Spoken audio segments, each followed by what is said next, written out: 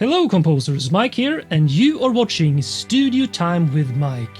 And in this episode I will show you how you can create beautiful and emotional chord progressions. So let's dive into the DAW and I will show you right now. So how do you create an emotional chord progression? Well, I will share my tips and guidelines in this video, and then you should practice yourself on your MIDI keyboard and in your DAW. The first tip I have for you is that how you play is more important than what you play. So for example, if you play a chord progression like this,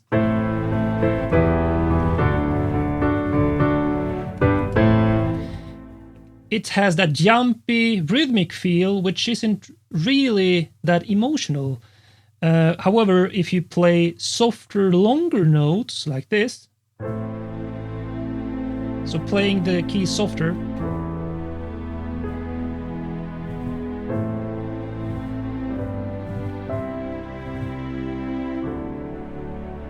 much more emotional, even if you play the same chords. So that's tip number one. How you play is the most important thing. Let me bring up my notes so I remember the next one. Yep.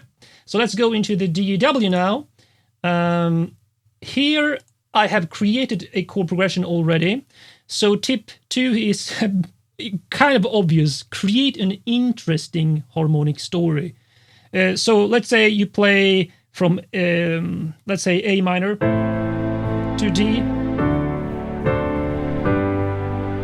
Kind of obvious, right? Well, if you add some twists in the storyline, or perhaps modulate the chords to another key, or for example add more notes than simple triads, like I have, if you can see if I zoom in here, I've actually labeled these clips here. So each of these is one chord, and then I cut them up so I could label each. So you can see here I use a 9 chord, here too. It's actually an add 9, but because I omitted the 7th, but that's not really the most important thing.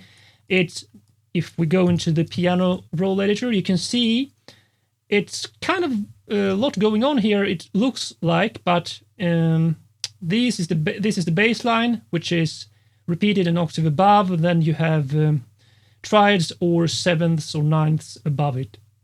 So what you want to create is an interesting harmonic story, meaning that it should sound interesting without adding that flair of modulation, automation in expression and such, but only the chords themselves.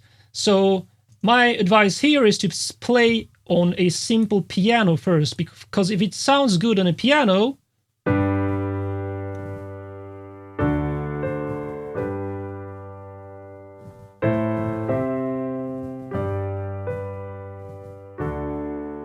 then it will obviously sound much better when you orchestrate it to strings or whatever you want to use.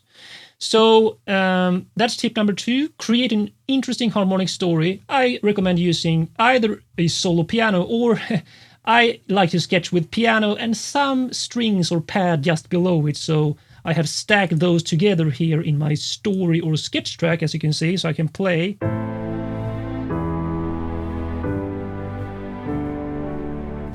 With both piano and strings.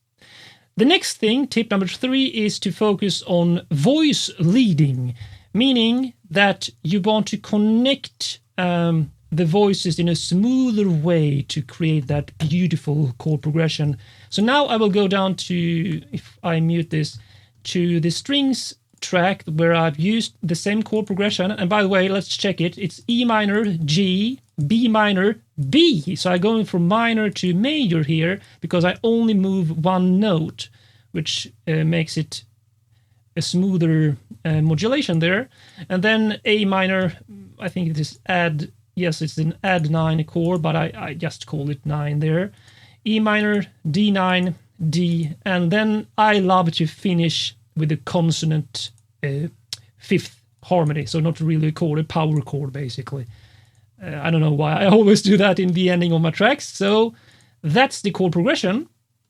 Then I copied it over here to the strings track, And now the voice leading, let's go in here and take a look. And by the way, you saw here that all these were the same color, which means that the dynamics is the same, because I just wanted the essence of the chord progression here until I arrange it for other instruments. So here you can see the voice leading now, which was tip 3, is that you want these smoother voice transitions as much as you can. So if 2 notes are the same going from one chord to the next, like here to here, well, then you can connect them, because that will make it more smooth and beautiful. So you can see here I've connected this all the way here. Here you can see the same, and here it extends as well, and so on. And you generally want to have the voice, especially the middle voices like this here, have shorter intervals in the chord changes. So let's say if this one was like, or if this one was up here. No, what I'm doing. Basically, you can transpose up or down an octave on some of the chord voices to make it more smooth by having the next note in the transition closer to it. So that's tip 3, I think. Tip 4 is to shape the dynamics, because as you saw in the beginning here, every note is the same dynamic. Super boring. Well, there's 2 ways to shape the dynamics in MIDI, which is velocity value. So if I open up the automation, you can see here different velocity levels. And I like to, at least for chord progressions, have the lowest voice to be a bit higher, and then the highest voice, which is basically the melody inside the chord progression, a bit louder. And then if you have thirds or sevenths or something like that, you can, some of the middle voices here, you can dial down so you get more dynamic range in the chords themselves. And the next thing is, I think we are up to tip 5 now, is to shape the dynamic curve. So if you check here, I have the modulation wheel, and then I shaped this dynamic curve so that it crescendos and decrescendos like in and out, and creates basically a dynamic story within the harmonic story. And that is basically the final essence to really make it come alive. Let's see, I think I have a final tip here, or before we listen to this, is let's see, shape the dynamics. In fact, let's listen to this now and see how it sounds. So this is solo on only piano and slide strings without anything added, just the chord progression.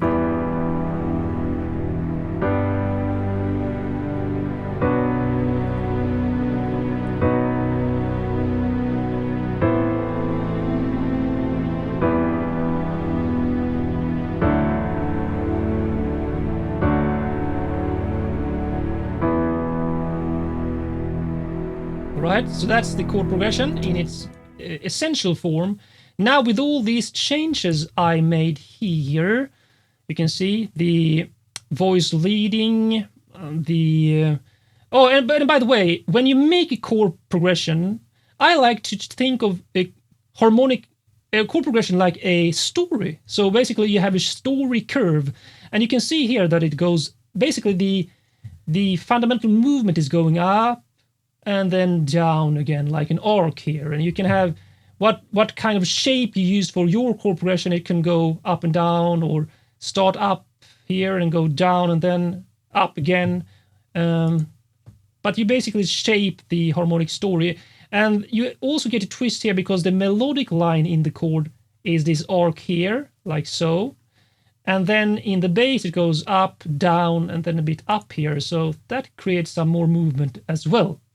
So if we now listen to this with everything included just on the strings here. Did I mute that track? Yep, I did. Let's listen to the final result.